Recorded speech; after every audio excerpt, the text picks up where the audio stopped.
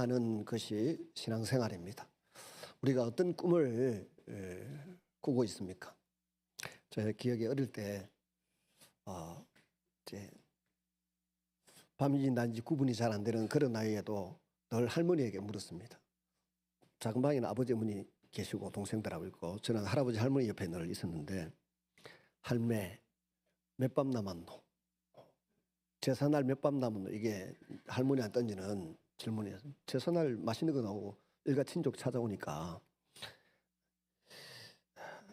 그 다음에 이제 잠이 안 오는 날들이 있습니다. 학교 개교 기념일, 운동회 이런 게 있을 때 그날이 오기를 손꼽아 기다린 거죠. 달리기 해가지고 노트 받고 또 축구 시합에 골 넣어가지고 박수 받고 하는 그런 날을 머릿속에 꿈을 꾸면서 기다리는 겁니다.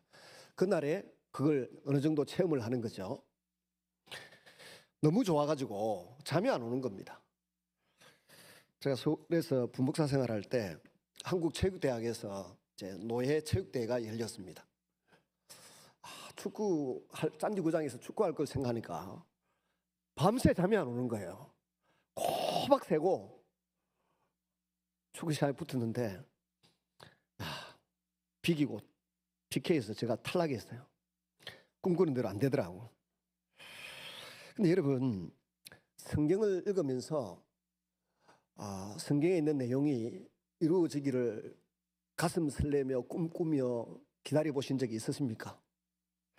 저는 이사야서 45장 2절 3절을 우리 교회에 한 5년은 붙여놨을 겁니다. 이사야 45장 2절 3절을 포스터로, 내가 너보다 앞서가서 험한 곳을 평탄하게 하며 논문을 쳐서 부수며 세비장을 긋고 내게 흑암 중에 보화와 은밀한 곳에 숨은 재물을 주어 내 이름을 부르는 자가 나 여호와 이스라엘의 하나님인 줄을 내가 알게 하리라. 성경을 읽다가는 발견을 못했는데 옛날에 돌아가신 천국 가신 그 수영로교회 정필도 목사님 나의 목회 나의 기도 이런 간증집이 있더라고. 그걸 읽으면서 이 구절을 발견했는데 너무 신나는 거예요. 지금 페르시아에 지금 이란의 국부가 고레스 키루스라고 합니다.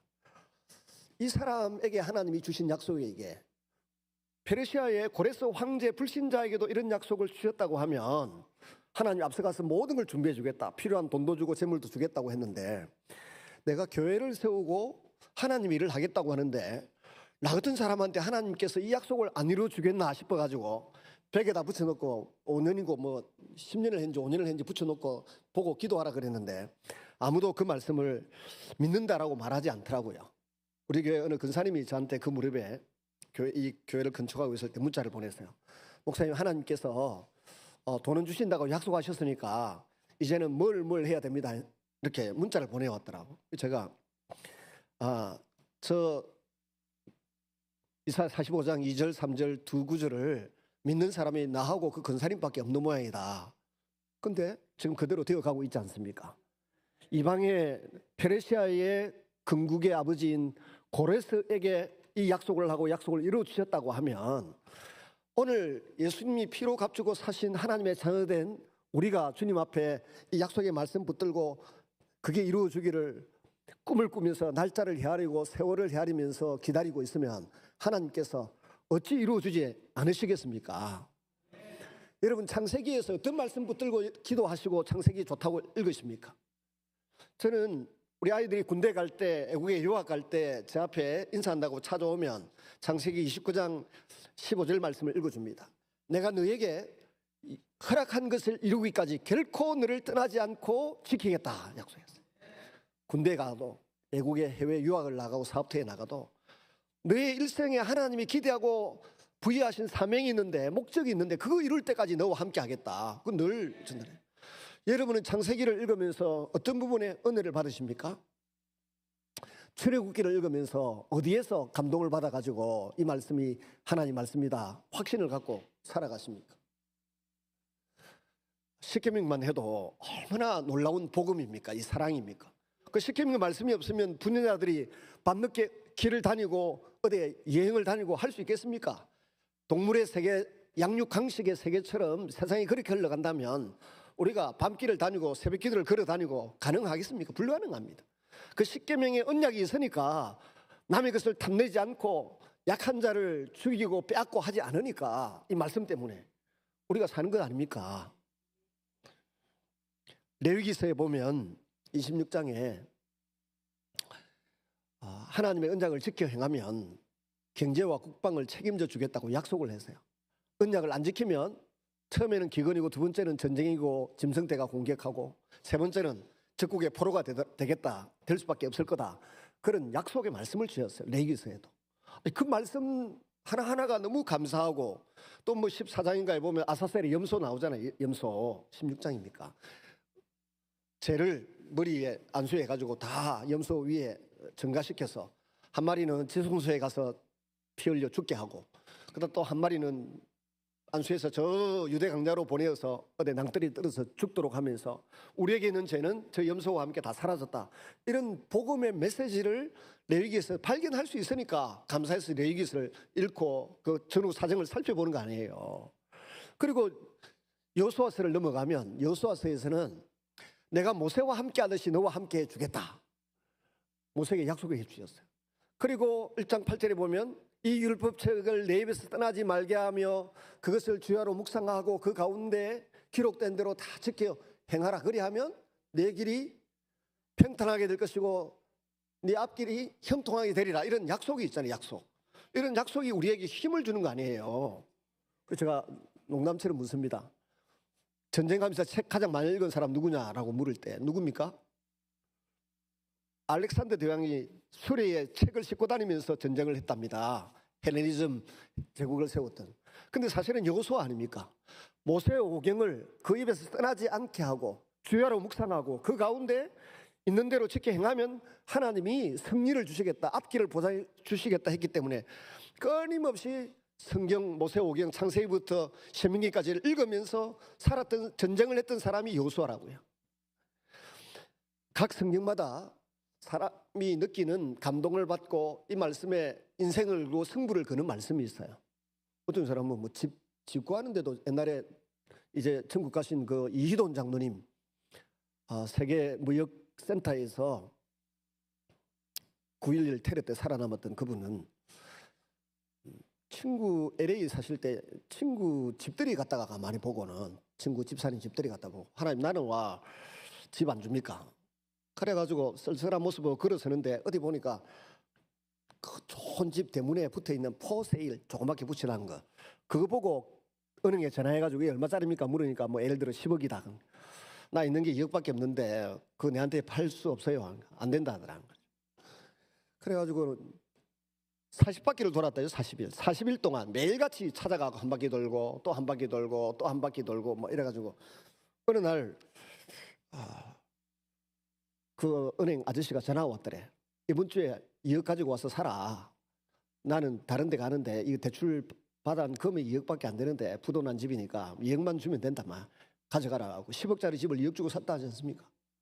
근데 이 말도 안 되는 전설 따라 삼천리 같은 이야기를 여호수아서에 나온 성경 말씀 믿고 그대로 행했다가 그대로 얻은 사람이 이희돈 장로예요.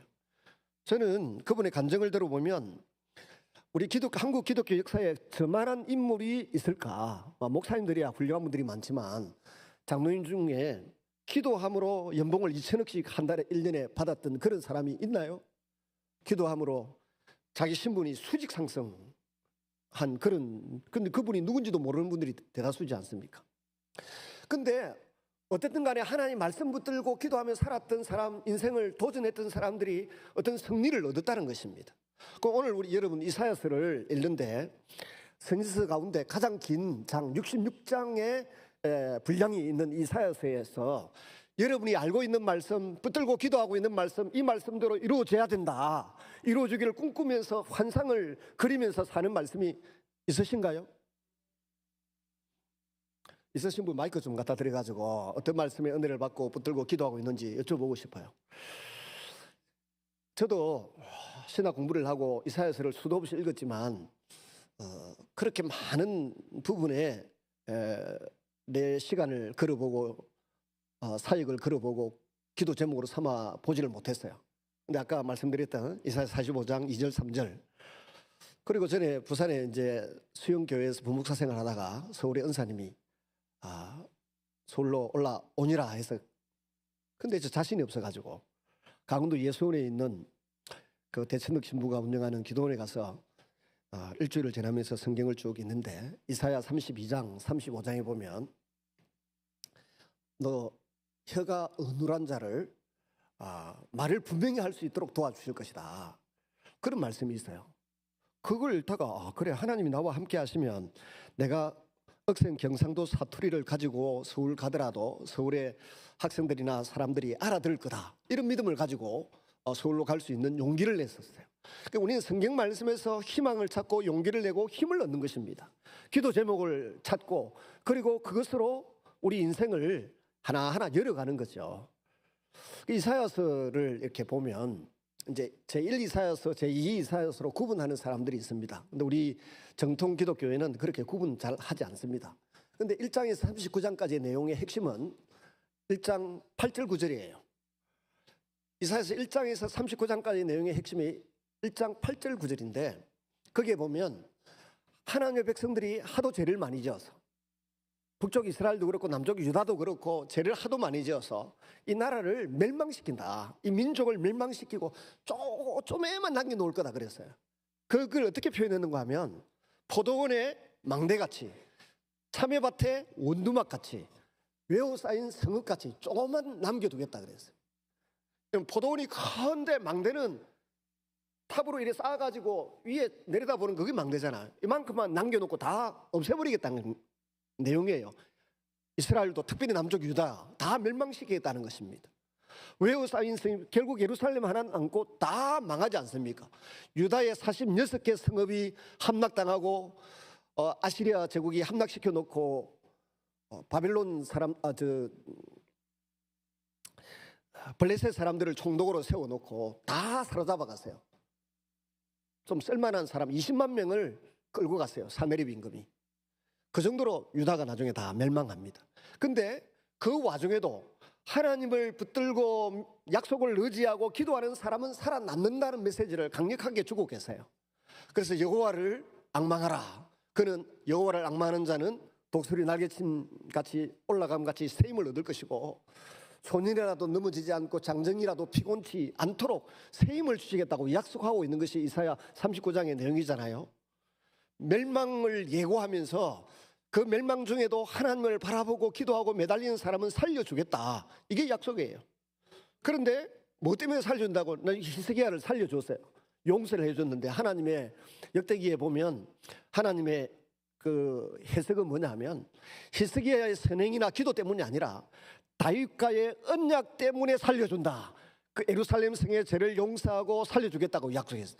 하나님은 언약을 그렇게 소중하게 여기시는 것입니다. 그 언약을 붙들고 우리가 살아가는 거죠. 지난 주간인가 제 아내가 그러더라고. 갑자기 당신 내를 결혼하자고 할 때 나를 따라오면 먹고 살도록 해주겠다고 약속을 했으니까 죽기 전에 먹고 살도록 해놓고 죽으라 그러더라고. 나는 막 그런 약속 했는지 기억 하나도 안 나는데 어디서 조작을 했는지 혼자 갖고 있는 기억인지 몰라도 그 말을 하더라고.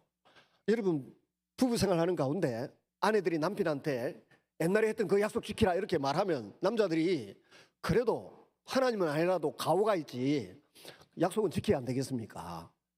우리 인간도 약속을 지키려고 애를 쓰고 노력을 하는데 하나님은요 약속하시고 그 말씀을 시근치 아니하시고 반드시 이루시는 분인 줄로 믿습니다. 그리고 이제 40장에서 66장까지 넘어오는데 구약 성경 속에 있는 복음이 40장에서 66장이에요. 구약의 여러 가지 말씀들 가운데 가장 우리를 가슴 뛰게 하고 잠 오지 않게 하고 그야말로 설레발 치도록 만드는 그런 내용이 이 40장에서 66장까지 있어요. 제가 어렸을 때 귀에 못이 박히도록 하도 많이 들었던 유행가가 하나 있는데 여러분도 잘 아실 것입니다. 남진이 그 명예장로를 하더라고. 하여튼 뭐 사람 많이 끌어모으는 교회는 보면 다 그냥 명예장로 시키고 명예건사도 시키고 그러는데 우리도 명예장로님 좀 세워봅시다. 남진 명예장로를 하더라고. 저 푸른 초원 위에 뭐 하여튼 그런 유행가 있잖아요. 어렸을 때부터 많이 들었어요. 근데 그 노래를 어렸을 때부터 들을 때 나도 언젠가 장가가면 저 푸른 초원 위에 2층 집 짓고 살리라 이런 꿈을 머릿속에 막연히 그려본 적이 있어요. 송지수 집사님 뭐 그런 꿈을 가져보셨습니까? 10대 사춘기 아이들이 다 그런 유행가를 들으면서 나도 그런 세월이 올랑가 머릿속에 그리지 않습니까? 근데 이사야서 40장에서 66장까지의 내용을 가만히 들으면 우리로 하여금 편하게 잠들지 못하게 가슴이 두근거리게 만드는 내용으로 쭉 점철되어 있어요. 근데 이 말씀을 귀하게 여기고 또 읽고 묵상하지도 아니하고 무슨 내용인지도 모르고 찾아보지도 않고 저푸른 초원 위에 노래만 유행가만 불러가 될 일이 아니라는 겁니다. 그래서 여러분 이사야 40장에서 66장까지를 오늘 숙제니까 한번 읽어보시기를 바랍니다. 이 이사야 66장까지의 내용 속에 종의 노래라는 내용이 있어요. 여호와의 종의 노래 네 편이 있습니다. 그 네 편이 42편, 49편, 50편, 50장 그리고 53장에 나옵니다. 그 중에 오늘 첫 번째 종의 노래를 우리가 읽었습니다. 이 종의 노래 42장 1절에서 9절 내용을 예수님이 오셔서 마태복음 12장 17절에서 21절에 이루어졌다라고 마태가 기록해 놓고 있습니다. 흔히 이사야를 구약의 복음서라고 하는데 여기 이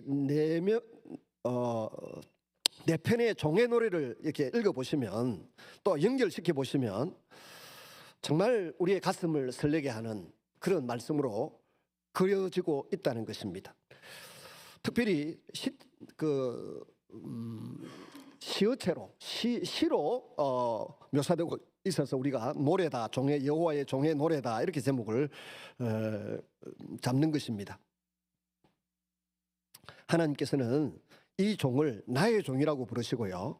이 종은 하나님께 선택받았고 성령 받았고 하나님 말씀을 전합니다. 이스라엘을 회복시키고 이방의 구원의 빛이 됩니다. 그런데 나중에 보니까 사람들에게 배척을 받습니다. 매를 맞고 침뱉음을 당합니다. 마침내 다른 사람의 죄를 대신하여 죽습니다. 그러나 그의 죽음으로 모든 것이 끝나지 않고 오히려 하나님께서 그를 높이시고 또 높이십니다. 존귀한 자로 삼으십니다. 그래서 신학자들은 이 네 편을 종의 노래라고 부르는데 장대한 복음의 대서사입니다. 그래서 첫째 종의 노래를 한번 살펴보시면 간략하게 네 번째까지 한번 살펴보겠습니다. 1절 보시면 42장 1절 내가 붙드는 나의 종 내 마음에 기뻐하는 자 곧 내가 택한 사람을 보라. 내가 나의 영을 그에게 주었은즉 그가 이방의 정의를 베풀리라. 하나님께서 종을 소개하는 말씀으로 시작합니다. 나의 종을 봐라. 스스로 등장하는 것이 아니고 하나님께서 그를 선택하여 세우셨습니다. 세 가지를 말씀하십니다. 내가 붙드는 나의 종, 또 내 마음에 기뻐하는 자, 내가 택한 사람이라고 말씀합니다. 그리고 결정적으로 1절에 내가 나의 영을 그에게 주었은즉 그랬습니다. 하나님의 영을 예수님에게 부어주셨다. 사도행전 10장 38절에도 예수님에게 성령을 기름 붓듯 부어주셨다라는 말씀이 있습니다. 그래서 온갖 착한 일을 행하시고 악한 귀신을 쫓아내셨다라고 말씀하시는데 그 장면을 떠오르게 하는 말씀이죠. 그리고 특별히 요단강가에서 세례 요한에게 세례를 받으실 때 받으시고 무트로 걸어 올라오실 때 하늘에서 성령님이 비둘기같이 예수님에게 임하셨고 이는 내 사랑하는 아들이요 내 기뻐하는 자라고 말씀하시는 그 말씀이 떠오르게 하는 말씀이 오늘 42장 1절입니다. 이사야가 예언한 하나님의 종의 모습이 예수님의 모든 활동, 모든 사역 가운데서 선명하게 드러납니다. 이 종이 일하는 방식은 세상의 권력자들과 다릅니다. 2절 3절 보시면 그는 외치지 않고 목소리를 높이지 않고 그 소리를 거리에 들리게 하지 아니하며 상한 갈대를 꺾지 아니하며 꺼져가는 등불을 끄지 아니하고 세상 권력은 큰 소리를 냅니다. 강한 사람이 약한 사람을 억압하기도 합니다. 그러나 하나님의 종은 다릅니다. 상한 갈대, 꺼져가는 등불 끄지 않습니다. 꺾지 않습니다. 상한 갈대는 이미 부러져 있습니다. 상한 갈대는 바다와 바닷물과 민물이 부딪히는 지점에 주로 많이 있습니다. 갈대밭이 있습니다. 그런데 그 갈대는 속에 잘라보면 속에 물을 빨아 들인다고 다 썩어 있습니다. 겨울에 그 모습이 아름다워 보여도 끊어보면 다 썩어 있고 봄에 파릇파릇해도 안에서부터 조금씩은 그 부패해 가고 있습니다. 꺼져가는 등불이란 말은 죄를 지어서 죄 때문에 죽어가고 있는 사람들을 말합니다. 원래 호롱불 그 들기름 써서 불 피우는 그 심지가 불이 꺼져갈 때 가장 악취를 내고 또 주변이 어두워져 갑니다. 그야말로 희망이 거의 사라진 사람, 꺼져가는 등불입니다. 근데 예수님은 그런 사람을 버리지 아니하시고 그런 죄인들을 용서하실 뿐만 아니라 찾아서 회복시켜 주시겠다고 하는 말씀을 오늘 본문에 하고 있는 거죠. 이 시대에 800년에 BC 800년경에 기록되었다고 하면 그 뒤로부터 한 800년 뒤에 오실 이 예수님이 상한 갈대 같은 사람, 꺼져가는 등불 같은 사람을 끄지 않고 살리시겠다는 약속을 하고 있는 것이죠. 예고를 하고 있는 것입니다. 세리에게 예수님은 오셔서 찾아가셨고 죄인들과 식사하셨고 병든 사람을 만나주시고 만져주시고 고쳐주셨습니다. 심지어 간음하다가 현장에 붙잡힌 여인을 죄 없는 자가 돌로 치라고 하시면서 정죄치 아니하셨습니다. 사람들이 외면하는 나병 환자를 가까이 하셨습니다. 이것이 예수님의 방식입니다. 여러분, 우리 가운데도 상한 갈대 같은 사람이 있을 수 있습니다. 가정 문제로 상하고 사업 실패로 낙심하고 자녀 문제로 피눈물 흘리는 사람들이 있습니다. 건강 때문에 힘든 사람도 있습니다. 신앙적으로 지쳐있는 사람도 있습니다. 주님은 말씀하십니다. 나는 너를 끄지 않는다. 꺼져가는 등불 같은 사람에게도 말합니다. 나는 너를 끄지 않는다. 너를 회복시키고 치유하고 용서하고 하나님의 자녀로 만든다. 이런 말씀을 우리에게 약속으로 해주고 있는 것입니다. 그리고 이 일을 하기 이전에 사람들로 하여금 이 BC 8세기경의 사람들이 오실 나의 종 여호와의 종 메시아에게 그런 기대감을 갖도록 만들었다는 것입니다. 10대 아이들이 남일의 노래 들으면서 꿈을 꾸듯이 이 성경 말씀을 전해 들으면서 예수님이 메시아가 여호와의 종이 오시면 나에게 이런 일을 이루어 줄 것이다 하고 꿈을 꾸도록 만들었다는 것입니다. 두 번째 종의 노래를 한번 찾아서 읽어보겠습니다. 이사야 49장 1절에서 6절입니다. 이사야 49장 1절에서 6절 같이 읽습니다. 시작. 섬들아 내게 들으라. 먼 곳 백성들아 귀를 기울이라. 여호와께서 태에서부터 나를 부르셨고 내 어머니의 복중에서부터 내 이름을 기억하셨으며 내 입을 날카로운 칼같이 만드시고 나를 그의 손 그늘에 숨기시며 나를 갈고 닦은 화살로 만드사 그의 화살통에 감추시고 내게 이르시되 너는 나의 종이요 내 영광을 내 속에 나타낼 이스라엘이라 하셨느니라. 그러나 나는 말하기를 내가 헛되이 수고하였으며 무익하게 공연히 내 힘을 다하였도다. 참으로 나에 대한 판단이 여호와께 있고 나의 보응이 나의 하나님께 있느니라. 이제 여호와께서 말씀하시나니 그는 태에서부터 나를 그의 종으로 지으신 이시요 야곱을 그에게로 돌아오게 하시는 이시니 이스라엘이 그에게로 모이는도다. 그러므로 내가 여호와 보시기에 영화롭게 되었으며 나의 하나님은 나의 힘이 되셨도다. 그가 이르시되 내가 나의 종이 되어 야곱의 지파들을 일으키며 이스라엘 중에 보존된 자를 돌아오게 할 것은 매우 쉬운 일이라. 내가 또 너를 이방의 빛으로 삼아 나의 구원을 베풀어서 땅끝까지 이르게 하리라. 아멘. 두 번째 노래에서는 땅끝까지 이르러서 구원하는 종 예수님 자신을 말하고 있습니다. 사실은 어떤 학자들은 이건 페르시아의 이제 건국자였던 고레스 왕에 대한 이야기다 그렇게 말하기도 합니다. 근데 그건 1차적인 것이고 결국은 고레스 왕을 빗댔든지 상징으로 사용했든지 하지 않았든지 상관없이 이것은 예수님에 대한 노래입니다. 여호와의 종의 노래이고 읽어보면 예수님 이야기구나 금방 다 알 수 있습니다. 49장 1절에 보면 섬들아 내게 들으라. 먼 곳 백성들아 귀를 기울이라. 여호와께서 태에서부터 나를 부르셨고 내 어머니의 복중에서부터 내 이름을 기억하셨으며 종의 사명이 우연히 생긴 것이 아니라는 겁니다. 하나님의 계획 속에 있었습니다. 근데 종의 사역에는 놀라운 목적이 있습니다. 처음에는 이스라엘의 회복이고 즉 야곱을 그에게로 돌아오게 하시는 일을 하실 것이다. 그러나 하나님께서 그것만으로는 부족하다. 그래서 6절 같이 읽습니다. 시작. 내가 또 너를 이방의 빛으로 삼아 나의 구원을 베풀어서 땅끝까지 이르게 하리라.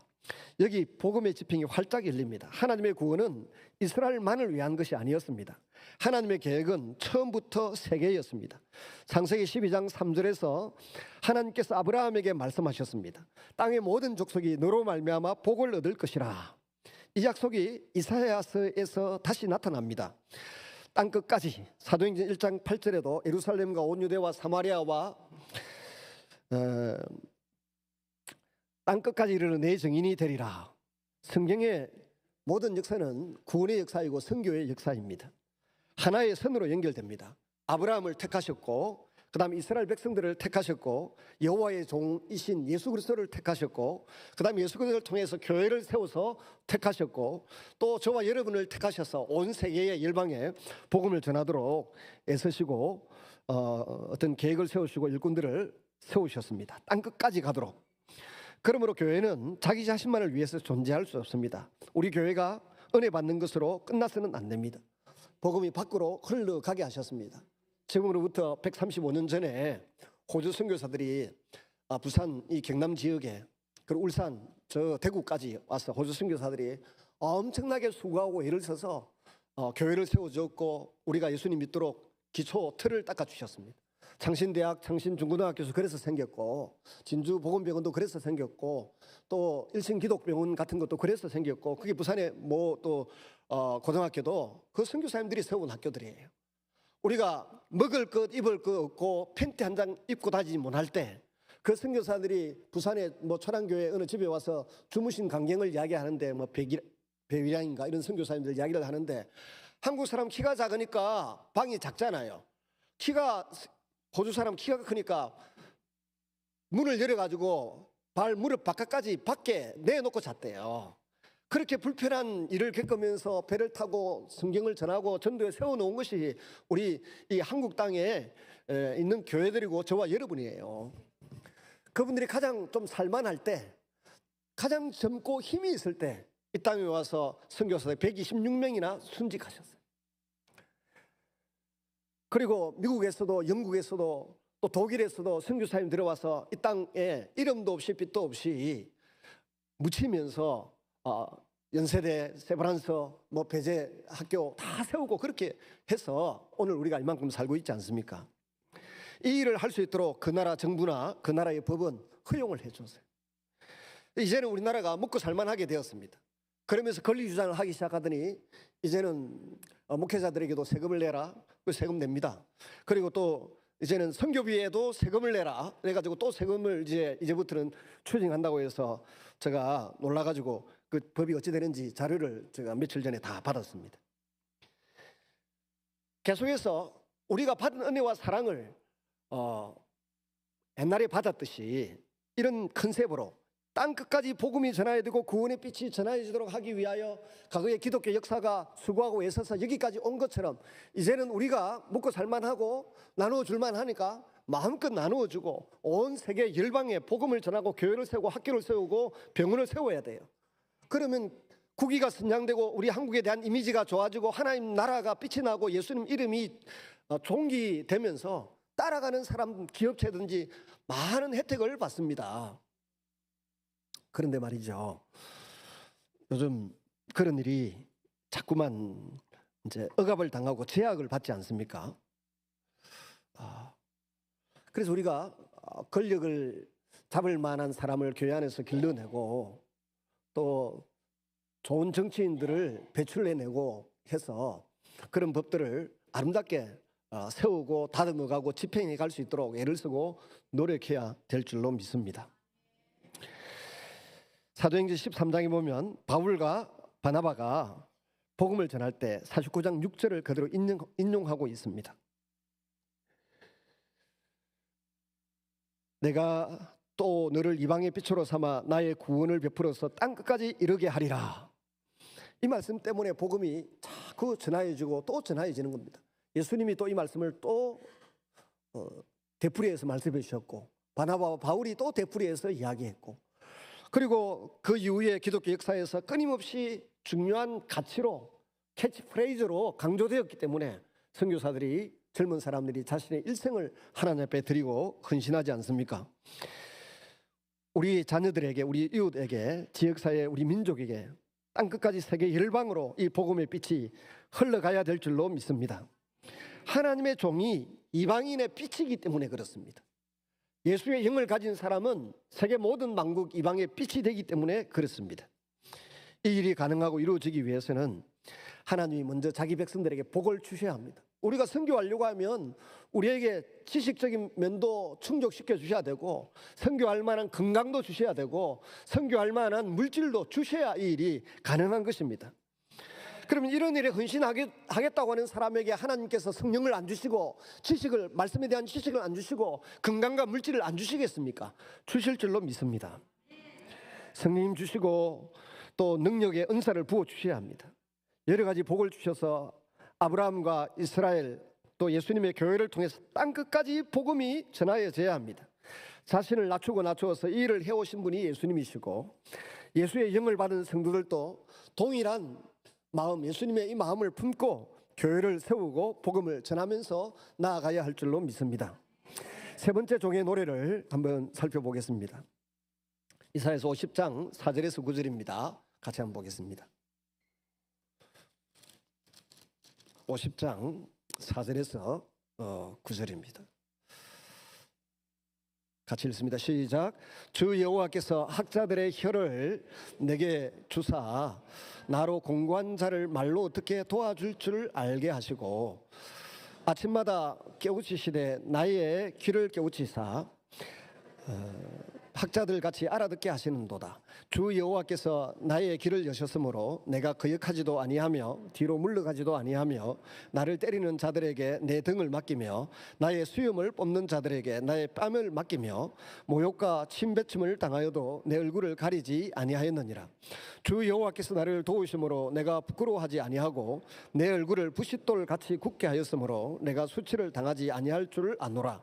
나를 어렵다 하시는 이가 가까이 계시니 나와 다툴 자가 누구냐? 나와 함께 설지어다. 나의 대적이 누구냐? 내게 가까이 나아올지어다. 보라, 주 여호와께서 나를 도우시리니 나를 정죄할 자 누구냐? 보라, 그들은 다 옥과 같이 헤어지며 좀이 그들을 먹으리라. 세 번째 노래에 들어가면 첫 번째, 두 번째 노래와 달리 분위기가 조금 바뀌어지기 시작합니다. 종이 갑자기 고난을 받기 시작합니다. 즉 예수님이 장차 고난을 받게 될 것이다라는 이야기를 하고 있고, 이건 교회가 고난을 받을 것이고 또한 우리 기독교인들이 고난을 받을 것이다 라고 하는 이야기를 하고 있는 것입니다. 목적은 영혼을 구원하는 일을 위해서. 그래서 고난 없는 기독교인, 고난 없는 목회자, 고난 없는 교회는 변질되기 쉽습니다. 고난이 조금 있어야 기도하고, 고난이 조금 있어야 성경을 더 많이 읽고 공부하고, 고난이 좀 더 있어야 마음을 열고 곁에 있는 좋은 믿음의 사람들과 깊이 교제하면서 함께 손에 손을 잡고 기도하고 매달려서 기도 응답을 받게 될 것입니다. 그러면서 그 고난과 함께 우리의 인격과 믿음이, 실력이 자라가는 줄로 믿습니다. 4절에 보시면 50장 4절, 주 여호와께서 학자들의 혀를 내게 주사 나로 공고한 자를 말로 어떻게 도와줄 줄 알게 하시고, 아침마다 깨우치시되 나의 귀를 깨우치사 학자들 같이 알아듣게 하시는도다 그랬습니다. 종에게는 듣는 귀와 말하는 혀가 있습니다. 순서가요, 먼저 듣고 그 다음에 말하게 됩니다. 아침마다 나의 귀를 깨우치신다. 하나님의 사람은 하나님께 먼저 듣는 사람입니다. 설교자도 그렇고 우리 기독교인들은 사람들에게 말하기 전에 하나님께 먼저 들어야 합니다. 세상의 소리를 듣고 뉴스와 신문으로 우리의 영혼을 도배하기 전에 하나님의 말씀을 먼저 들어야 됩니다. 하나님의 말씀을 들은 하나님의 종들에게 고난이 찾아옵니다. 50장 6절을 보니까 나를 때리는 자들에게 내 등을 맡기며 나의 수염을 뽑는 자들에게 나의 뺨을 맡기며 모욕과 침뱉음을 당하여도 내 얼굴을 가리지 아니하였느니라. 놀라운 말씀이죠. 복음서를 읽어보십시오. 예수님께서 잡히셨을 때 사람들이 예수님을 때렸습니다. 조롱했습니다. 침뱉었습니다. 채찍질을 했습니다. 이사야가 수백 년 전에 묘사한 종의 모습과 너무나 닮았습니다. 그러나 종은 도망하지 않습니다. 왜 그렇습니까? 5절입니다. 주 여호와께서 나의 귀를 여셨으므로 내가 거역하지도 아니하며 뒤로 물러가지도 아니하며. 하나님 아버지의 계획이 너무나 분명하기 때문에 나에게 유익이 없는 것 같아 보이고 내가 고달프고 힘이 들어도 뒷걸음질 치지 않겠다는 겁니다. 멈추지 않겠다는 것입니다. 하나님의 뜻을 이루기 위해서는 맞아도 수염이 뽑혀도 등에 채찍이 들어와도 난 앞으로 전진하고 주님의 뜻을 전하겠다라고 하는 각오를 피력하고 있는 것입니다. 전에 보니까 어떤 교회가 우리 고신교회인데 개척했는데 그 교회가 다락방으로 갔어요. 그렇다고 해서 개척교회 하라니까 안 하겠다 그러더라고. 우리 상처가 많다. 성도가 1000명이나 넘는데 첫 번째 개척한 교회 목사님이 다락방으로 넘어갔다고 해서 우리는 개척 다시는 안 한다 그러더라고. 근데 그 다락방에 같은 교회가 돌아왔어요. 최근에 다시 시내에 교회를 하나 개척해서 아름답게 잘 세웠습니다. 상처 있다고 한 번 실패했다고 해서 뒤로 물러서고 다시는 안 한다 이런 말을 해서는 안 되는 거죠. 실패하고 넘어지고 또 넘어져 또 일어서 또 하고 7번 넘어지면 또 일어서 그래 7,008기 있지 않습니까? 세상 사람도 7,008기를 예치는데 예수 믿는 우리가 한 번 넘어지고 실수하고 죄지었다고 남들에게 외면당하게 해서 또 주저앉고 쓰러지고 그래서는 안 된다는 것입니다. 왜냐? 하나님의 분명한 뜻을 받았지 않습니까? 듣는 귀로 학자의 이제 제대로 하나님의 계획과 뜻을 알았으니까 제대로 순종하는 길을 가야 되지 않겠습니까? 지금부터 거의 한 135년, 140년 전에 호주에서 헨리 데이빗이라고 하는 28, 30대 초반에 귀한 분이 부산에 와서 순직했어요. 호주가 금강을 발견하고 해서 어마어마하게 불을 쌓아가고 있을 때 헨리 데이빗이라는 분은 24살 때 고등학교를 세웠더라고. 24살 그 정도의 고등학교를 세웠어요. 라틴 스쿨 해가지고 고전어를 가리키는 고등학교를 세워서 성경을 읽고 공부하는 천재들을 길러내는 학교 설립자였어요. 교장이 되었어요. 그런데 내가 먼저 선교하러 가겠다. 그래서 서울에 와서 그 연세의학당에서 이분이 언어의 천재 16개 언어를 했대요. 난 처음에 그 16개 언어를 했다는 말을 안 믿었는데 해보니까 16개 언어가 가능하겠구나 생각이 들더라고. 제가 러시아에 가면서 우리 아이를 러시아에 그 밑에 있던 뭐 키르기스탄인가 그거 데리고 가면서 러시아 책을 한 권 들고 갔어요. 가서 9일 동안 있으면서 거의 문법책 거의 다 읽었어요. 다. 읽으면서 가만히 보니까 이게 라틴어를 알면 또 영어를 알면 러시아의 단어 60%가 내용이 같은 거예요. 읽을 줄만 알면 내용이 같은 거예요. 예를 들어 스튜던트면 우리가 그 학생이잖아요. 스튜던트를 하는데 러시아어로. 그러니까 발음만 비슷하면 내용이 영어하고 연결되어 있는 거야. 그러니까 여러분 그 톨스토이의 문학 전집 책을 읽어보면 갑자기 뭐 까마르초프가의 행제들 이런 책도 읽어봐도 갑자기 러시아어로 말했다. 이번에는 뭐 불어로 말했다. 이번에는 독일어로 말했다. 막 정신없는 말이 나와서 무슨 사기 같은 일이 있나 했는데 그 사람들이 라틴어만 할 줄 알면 주변에는 여러 나라의 언어가 그냥 다 통하는 것입니다. 서울말 할 줄 알면 호남말 할 줄 알고 경상도말 할 줄 알고 저 평안도 사투리 할 줄 알듯이 그런 범위로 그런 언어가 그렇게 되더라고. 그러니까 헨리 데이빗 목사님이 선교사님이 그렇게 언어에 16개 언어에 통달한 천재인데 연세의학당에 오니까 4개월 만에 한국어 끝내버린 거예요. 그래서 성경을 짊어지고 4개월 만에 끝내 짊어지고 부산으로 성경을 팔면서 내려오는 겁니다. 오다가 풍토병에 걸려서 부산에서 순직하셨어요. 5개월 만에 죽었어요. 그러면 한 번 선교사 천재 우리가 아끼는 교장 선생님이 선교사로 가서 죽었으니 우리는 한국 땅은 다시는 쳐다도 안 본다. 배 타고 한 달 이상 걸려서 여기까지 와서 복음을 전하고 죽었어요. 순직하셨다고요. 다시 안 온다가 아니고 그 죽음을 헛되이 하기가 싫다. 그 죽음을 값어치 있게 해야 되겠다 해가지고 호주의 선교사들이 그 뒤로부터 젊은이들이 126명이 찾아왔다. 죄송합니다. 126년 그 당시에 제가 그 글을 쓰고 기도 기념관을 세울 때 그랬구나. 126년 동안에 찾아온 선교사가 70명이 넘더라고. 그중에 저한테도 은사님도 한 분 계시고 한데 170몇 명의 선교사들이 호주에서 헨리 데이빗의 뒤를 이어서 또 죽으러 또 선교하러 계속 찾아온 것이 부산 경남 지역에 교회가 세워지고 우리가 예수를 믿게 된 이유인 줄로 기억하시기를 바랍니다. 한 번 실패했다고 핍박당했다고 매 맞았다고 누구 죽었다고 안 한다 이게 아니고 하나님의 계획과 뜻을 분명히 아는 사람들은 끝까지 복음을 들고 나아가는 것입니다. 50장 6절에 보면 나를 때리는 자들에게 내 등을 맡기며 나의 수염을 뽑는 자들에게 나의 뺨을 맡기며 모욕과 침뱉음을 당하여도 내 얼굴을 가리지 아니하였느니라. 예수님이 이렇게 행동하셨지 않습니까? 이사야가 수백 년 전에 묘사한 그대로 행했습니다. 5절에 주 여호와여 나의 길을 여셨으므로 내가 거역하지도 아니하며 뒤로 물러가지도 아니하며. 예수님의 순종이 여기 있습니다. 겟세마네 동산에서 기도하실 때에 아버지여 할 수만 있다면 이 잔을 내게서 지나가게 하옵소서. 기도가 이것이 끝이 아니었습니다. 내 원대로 되지 않더라도 아버지 원대로 되기를 원하나이다. 이게 종의 순종입니다. 바로 이 50장 4절에서 9절까지 나와 있는 말씀대로 예수님께서 행동하셨고 그렇게 이루셨던 것입니다.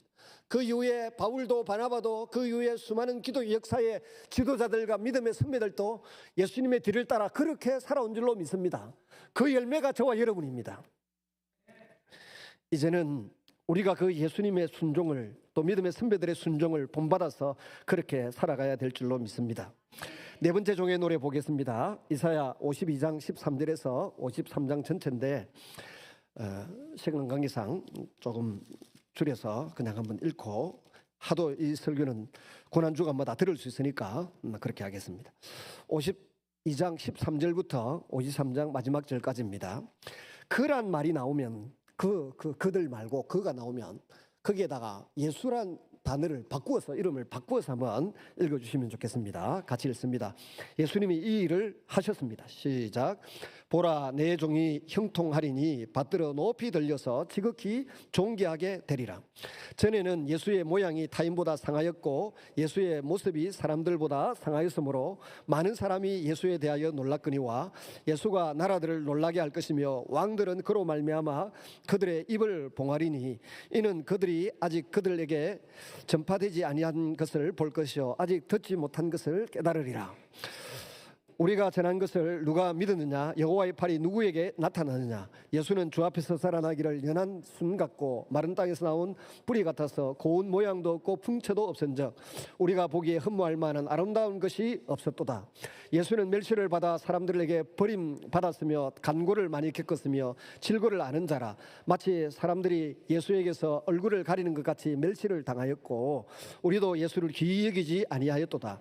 예수는 실로 우리의 질고를 지고 우리의 슬픔을 당하였거늘 우리는 생각하기를 예수는 징벌을 받아 하나님께 맞으며 고난을 당한다 하였노라.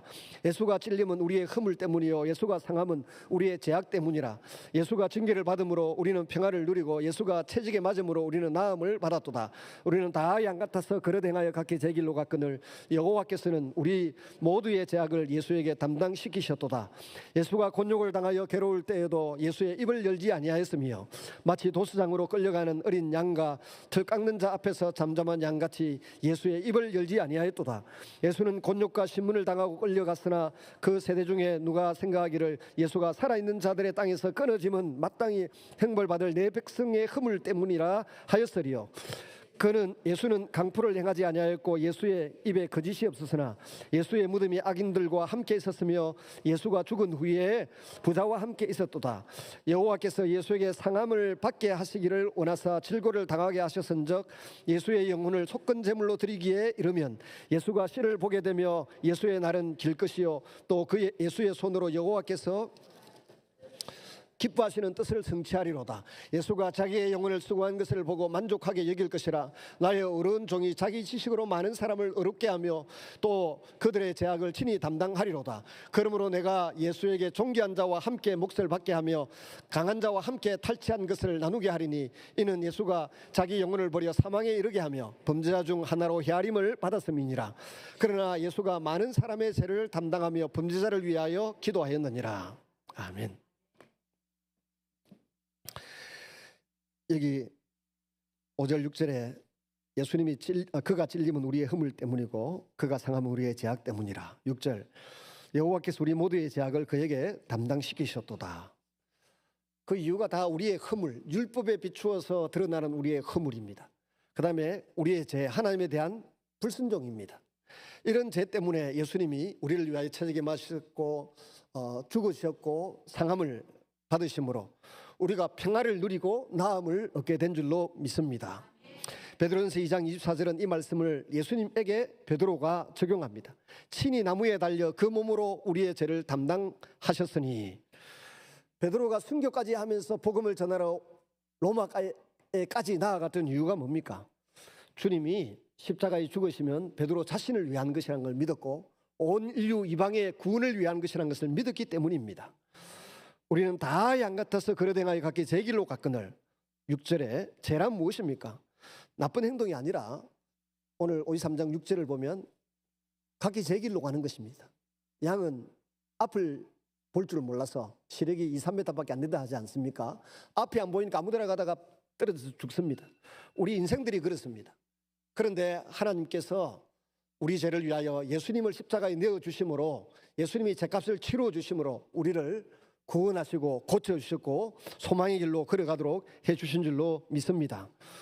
우리가 예수님을 찾아간 것이 아니라 하나님이 우리를 찾아오셨고 우리의 죄를 종이신 예수님에게 다 옮기셨습니다. 이것이 십자가입니다.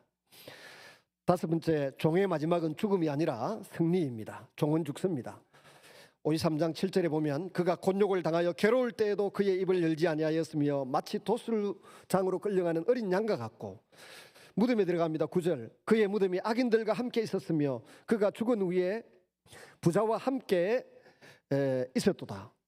심지어 속건 제물로 자기 영혼을 드렸다. 음부의 고통, 지옥의 고통을 맛보기까지 하셨다는 것입니다. 그렇게 죽으면 끝인데 결론이 그것이 아니었습니다. 52장 13절에서 보듯이 보라, 내 종이 형통하리니 밭들은 높이 들려서 지극히 존귀하게 되리라. 낮아지셨던 예수님이 높아지십니다. 53장 11절, 그가 자기 영혼에 수고한 것을 보고 만족하게 여길 것이라. 기독교 신앙의 중요한 것이 뭡니까? 부활의 빛을 발견하는 것입니다. 예수님 죽으셨지만 죽음이 예수님을 붙잡아 둘 수가 없었습니다. 그래서 빌립보서 2장은 이렇게 선언합니다. 이름으로 하나님이 그를 지극히 높여 모든 이름 위에 뛰어난 이름을 주셨다. 십자가 다음에 부활이 있습니다. 고난 다음에 영광이 있습니다. 낮아짐 다음에 높아짐이 있습니다. 종의 마지막 길은 결국 승리의 길이고 그것이 저와 여러분의 길인 줄로 믿으시기 바랍니다.